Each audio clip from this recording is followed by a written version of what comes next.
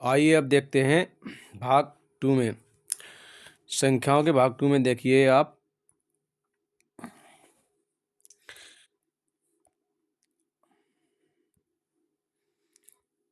संख्या ग्राफ। संख्या को कितने भागों में बांटा गया? काल्पनिक संख्या, वास्तविक संख्या। अब वास्तविक संख्या को दो भागों में बांटा, परिमेय संख्या, अपरिमेय संख्या। परिमेय संख्या को दो भागों में बांटा गया है, भिन्न और पूर्णांक। अब से पूर्णांक मतलब 4 एक पूर्णांक है। इसको अगर इसके बटे में 1 कर दें तो ये क्या बन जाएगी? ये परिमेय संख्या बन जाएगी। सही। अगर 2/3 को बोला जाए तो ये हमारी भिन्न हो गई, तो ये भी एक परिमेय संख्या बन गई। समझ रहे हो?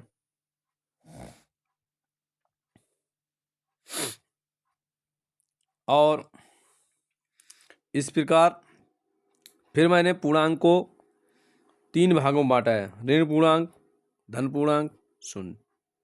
अब धनात्मक को धनात्मक, ये धनात्मक, ये ऋणात्मक है, ये धनात्मक है। मैंने बोल दिया धन पूर्णांक, ऋण पूर्णांक, बात एक ही है। अब देखिए ऋणात्मक मतलब 1, ये आपकी ऋण पूर्णांक है। ये मेरे अब धन पूर्णांक को 2 गए बांटा, पूर्ण संख्याएं और प्राकृतिक संख्याएं। पूर्ण संख्या इनमें शून्य भी शामिल है। पूर्ण संख्या पहले मैं बता चुका हूँ कि 0, 1, 2, 3, 4, 5, 6, 7, 8, 9, 10 इस तरीके की जो संख्या होती है वो पूर्ण संख्याएं कहलाती हैं। प्राकृतिक संख्याएं 0 को छोड़ देते हैं, शेष बची हुई संख्या मेरी प्राकृतिक संख्या कहलाती है। अब देखिए पूर्ण संख्याओं को कितने भागों में बांटा गया? 2 भागों में। भाज्य अभाज्य यानी रूट यानी प्राइम नंबर 2, 3, 5, 7। अभाज्य संख्या मतलब जिनके 2 से अधिक फैक्टर ना हो, 2 से अधिक फैक्टर ना हो, वो मेरी क्या कहलाती है? अभाज्य संख्या कहलाती है। यानी 2 का फैक्टर 1 यानी 1 फैक्टर 2, यानी कि जिसके गुणनखंड 2 ना, गुणनखंड गुणा करने पर जो खंड प्राप्त हो उन्हें कहते हैं गुणनखंड। अब समझने वाली बात ये, जैसे आपका 16 है, 16 का अगर हम गुणनखंड करें तो 16 लिख सकते 1 गुणे 2 गुणे 2 गुणे 2 गुणे 2, 2 दूनी 4 दूनी 8 दूनी 16 है। अब इसके गुणनखंड कितने? गुणा करके इसके खंड कितने किए गए? 1, 2, 3, 4, 1, 2, 3, 4, 5 गुणनखंड करे गए। तो ये हमारी क्या है? भाज्य संख्या। अभाज्य नहीं, ये है मेरी भाज्य संख्या। क्या है? भाज्य। अभाज्य नहीं है ये संख्या। अब देखिए इसी प्रकार आप यौगिक संख्या, कंपोजिट नंबर 4, 6, 8, 9, 12, 15, इनके 1 से 2 से अधिक गुणनखंड होंगे। 4 है, 4 को हम 1 गुणे 2 गुणे 2 कर सकते, तो इसका फैक्टर आ गया है। तो 1, 2, 3 यानी फैक्टर मीन्स गुणनखंड। तो 1, 2, 3, इसके 3 कितने हो गए? 3। ये क्या है? यौगिक यानी भाज्य संख्या, कंपोजिट नंबर। अब देखिए हम इन संख्याओं को सम और विषम में बांट सकते हैं। किसमें? सम और विषम में बांट सकते हैं। सम 2, 4, 6, 8, 10, ये पहले में आपको समझा चुके हैं। जिन संख्याओं को 2 से पूर्ण रूप से काटा जा सकता है यानी पूर्ण रूप से भाग दिया जा सकता है, वो संख्याएं सम संख्याएं कहलाती हैं। या दूसरी तरीके से कह लीजिए, जिन संख्याओं में 2 से भाग देने पर शेषफल 0 आ जाए वो मेरी सम संख्याएं यानी एवन नंबर कहलाते हैं। विषम संख्याओं को मैंने बताया था कि जिन संख्याओं में 2 से भाग देने पर शेषफल क्या बचता है? 1, वो मेरी क्या कहलाती है? विषम संख्या कहलाती हैं। अब आ जाइए वास्तविक संख्या। वास्तविक संख्याएं रियल नंबर, सभी परमेय तथा अपरमेय संख्या वास्तविक संख्याएं कहलाती हैं। इनका वर्ग सदैव कैसा होता है? धनात्मक होता है। इनका वर्ग कैसा होता है? हमेशा धनात्मक ही होगा। आगे अब भाज्य संख्याएं जो बता चुके, फिर हम दोबारा बता रहे हैं। वे पूर्ण संख्या जिनको स्वयं 1 के अतिरिक्त और भी गुणनखंड होते हैं, भाज्य संख्याएं कहलाती हैं। 4, 6, 9, 8, 15 इस तरीके से। अभाज्य संख्याएं, प्राइम नंबर्स वे पूर्ण संख्याएं जिनके स्वयं और एक के अतिरिक्त और कोई भी गुणनखंड होता है, उन्हें क्या कहते हैं? उन्हें कहते हैं हम अभाज्य संख्या, भाज्य संख्या कहते हैं।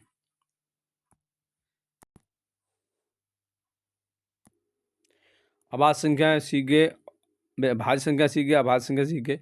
सहभाज्य संख्या देखिए आप, को प्राइम नंबर दो संख्या जिनमें एक के अतिरिक्त कोई और वनिष्ठ गुणनखंड नहीं हो, उन्हें सहभाज्य संख्याएं कहलाती हैं। जैसे 9 और 16। अब 9 है, एक 16 है, इसमें आप देखेंगे, अब इसमें 9 को देखिए, 1 गुणे 3 गुणे 3 और 16 को लिख सकते हैं 1 गुणे 3 गुणे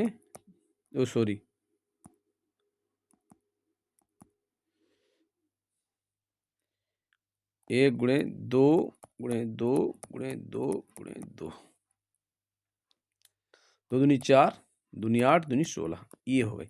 अब इनमें एक उभयनिष्ठ, यानी कि इसमें जो है आपका ये उभयनिष्ठ है, इससे अतिरिक्त कोई भी गुणनखंड उभयनिष्ठ नहीं है। 3 इसमें है तो 3 इसमें नहीं है, समझ रहे? 3 इसमें है तो 3 उसमें नहीं है, इसमें 3 है तो इसमें 2 है, इसमें 3 है तो कोई भी उभयनिष्ठ, इधर 1 है तो इधर 1 है, एक उभयनिष्ठ आपका गुणनखंड पाया गया है। अब देखेंगे आप,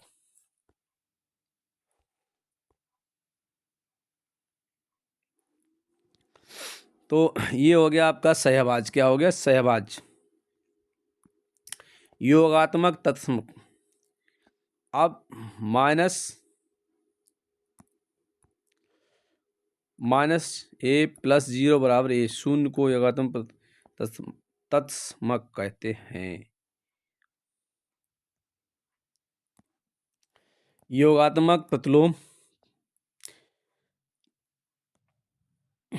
यदि ए प्लस 0 बराबर ए, अतः ए और माइनस ए एक दूसरे के योगात्मक प्रतिलोम है। योगात्मक प्लस का उल्टा माइनस, ये आपका ये क्या है? प्लस का, ये क्या आएगा? माइनस का। ये योगात्मक प्रतिलोम हो गया।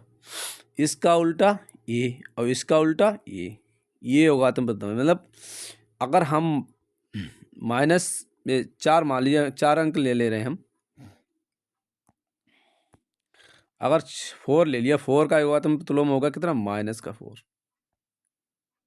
6 का माइनस 6, माइनस 6 का प्लस 6, ये योगात्मक प्रतिलोम। अब आ गए गुणात्मक प्रतिलोम। गुणात्मक प्रतिलोम में देखिए, गुणात्मक तत्समक देखिए, माइनस ए इंटू 1 ए को गुणात्मक तत्समक कहते हैं। किसको? एक को, जिसमें एक की मल्टीप्लाई हो रही है, ये छिपी रहती है, इसको क्या कहते हैं?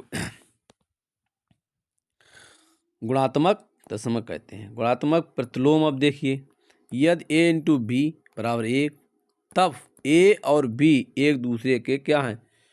गुणात्मक प्रतिलोम है। काल्पनिक संख्या देखिए, माइनस जेड बराबर ए प्लस आई बी, जहाँ ए और बी एक काल्पनिक संख्या, ये काल्पनिक संख्या मानी गई हैं। ये आगे जब मैथ में पढ़ाएंगे तो उसमें विस्तार से बताएंगे, अभी नहीं समझ पाओगे आप। संख्या है B not equal to G, B कभी भी 0 नहीं हो सकता है। I equal to under root minus, ये इंटर में यूज होते हैं। आई इजिकल टू फार्मूले, ये फार्मूला है। वर्गमूल काल्पनिक संख्या होता है। ऋणात्मक संख्या का वर्गमूल काल्पनिक संख्या होता है। जैसे -2 -3, ये आज जो कैसी है? काल्पनिक संख्या है। संख्याओं पर कुछ विशेष बिंदु देखें अब। संख्याओं पर कुछ विशेष बिंदु देखें। संख्या 1 ना तो भाज्य और ना ही अभाज्य। नंबर 1 नोट करने वाली है, नोट करिए आप इसे।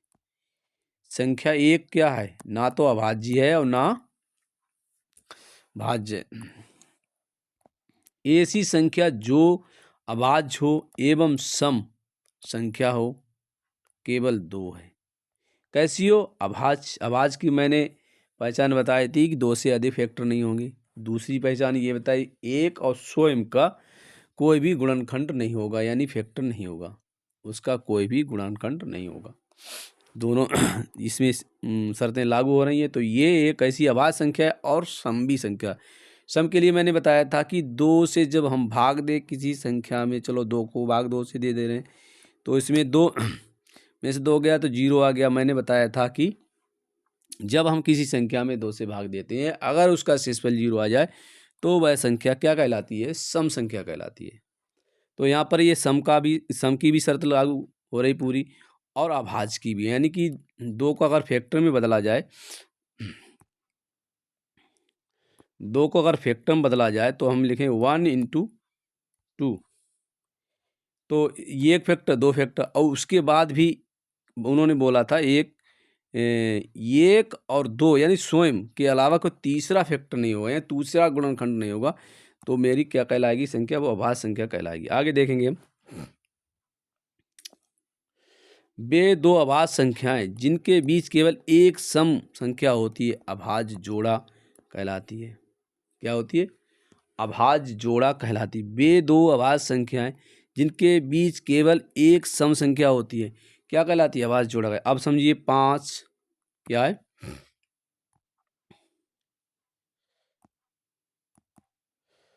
5 देखिए, 5 और वह 7, इनके बीच क्या? 5 के बाद क्या है? 6। 5 के बाद क्या आएगा? 6 आएगा। तो इनकी दोनों के बीच में संख्या क्या आ रही? 6। अब उन्हें कंडीशन ये रखी गई है, बीच में संख्या क्या आनी चाहिए? बीच में संख्या कैसी आनी चाहिए? सम संख्या आनी चाहिए। सम संख्या आप बताए 2 से काटने पर उसका शेषफल 0 आ जाए तो वह सम संख्या कहलाएगी। तो ये जो है आपकी क्या है? सम संख्या है। इन दोनों के बीच आ रही है, तो ये दोनों कैसी होंगी? एक दूसरे की अभाज्य जोड़ा कहलाएंगे। एक दूसरे क्या कहलाएंगे? अभाज्य जोड़ा कहलाएंगे। आगे देखिए,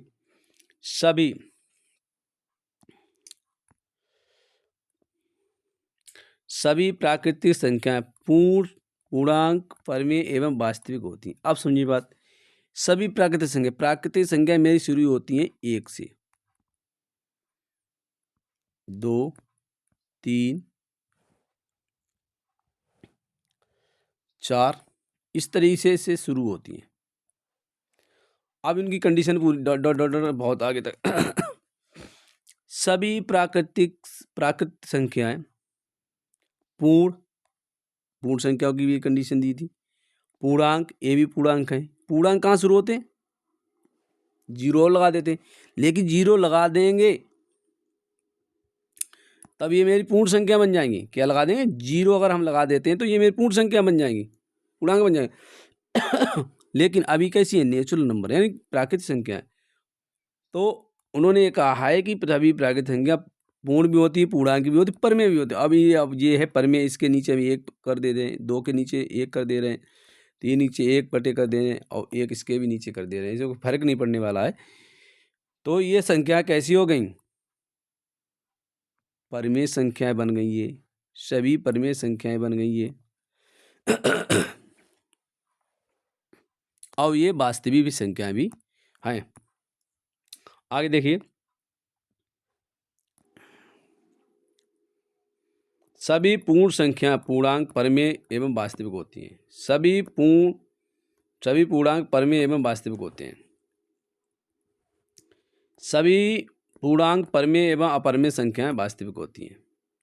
अभाज्य, यौगिक, सम, विषम होती हैं। अभाज्य यानी रूट एवं यौगिक, सम और विषम होती हैं, जो दोनों होती हैं, जानते हो, पहले पीछे बता चुके हम। सभी पूर्णांक परिमेय एवं अपरिमेय संख्याएं ऋणात्मक, धनात्मक दोनों होती हैं। प्राकृत, अभाज्य, यौगिक, सम, विषम पूर्ण संख्या कभी भी ऋणात्मक नहीं होती। ये नोट करने वाली बात है। कौन सी? ये वाली। पूर्ण संख्या कभी भी ऋणात्मक नहीं होती हैं। आगे देखिए, भिन्न, क्या, भिन्न, भिन्न जो है संख्याएं परमेय होती हैं। भिन्न पहले भी हम बता चुके, भिन्न परमेय संख्याएं कैसी होती हैं, परमेय होती हैं। दो के अतिरिक्त सभी अभाज्य संख्याएं विषम होती हैं। दो के अतिरिक्त सभी अभाज्य संख्या कैसी होती है, विषम। अब समझिए ये बात, दो के अतिरिक्त, अब ये दो आपकी है, ये कैसी है, भाज्य भी है अभाज्य भी है, ओ सॉरी भाज्य है। अब उसके बाद आप समझिए बात, ये जो है दो के अतिरिक्त सभी अभाज्य संख्याएं, अभाज्य संख्या का हमने परिभाषा दी थी आपको, स्वयं और, ये भी अभाज्य है, स्वयं और एक के अतिरिक्त अगर कोई गुणनखंड है तो वो क्या कहलाएगी, भाज्य कहलाएगी। अगर एक और दो ही गुणनखंड पाए जाते हैं उसमें तो वो क्या, भाज्य कहलाएगी। ये कह रहा है विषम संख्याएं होती हैं, सही। अभाज्य में एक हमेशा बचेगा तो वो जीरो, ऋणात्मक एवं धनात्मक नहीं है, ऋणात्मक एवं धनात्मक इनमें कोई ही नहीं, ना तो ऋण है। अब समझने वाली बात है ये, या संख्या रेखा दर्शा दे रहे हैं हम, इस पे हम पॉइंट दिखा दे रहे हैं। यहाँ पे हम जीरो रख रहे हैं, क्या लिख रहे हैं, जीरो रख रहे हैं, क्या रख रहे हैं, जीरो। ये आपका जीरो है। अब जब हम इधर के लिए चलेंगे तो क्या होंगे, प्लस, अब इधर चलेंगे तो माइनस। अब ना तो हम इधर हैं ना हम इधर हैं, किसी बीच में है, तो ना तो ये ऋण है और ना ही दोबारा देख लीजिए, ये मैंने बनाया है रेखाखंड, इस पे मैंने कुछ बिंदु दर्शाए,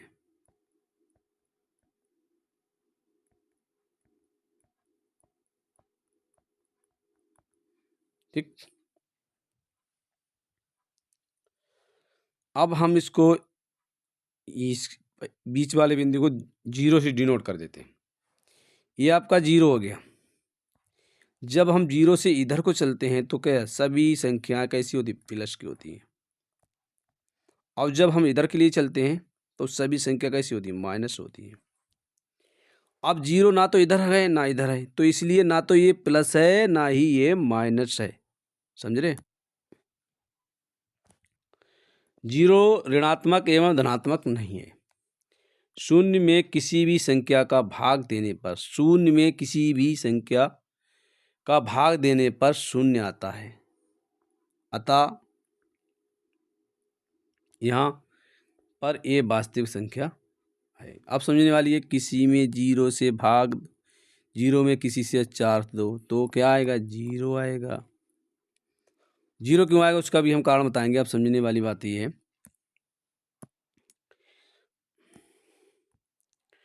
जीरो में भाग दे रहे, जीरो अंदर रखी है मैंने, पहले आपको यहाँ से जीरो में भाग 4 से दो, अब यहाँ पे हम 2 से भाग दे रहे हैं 6 में।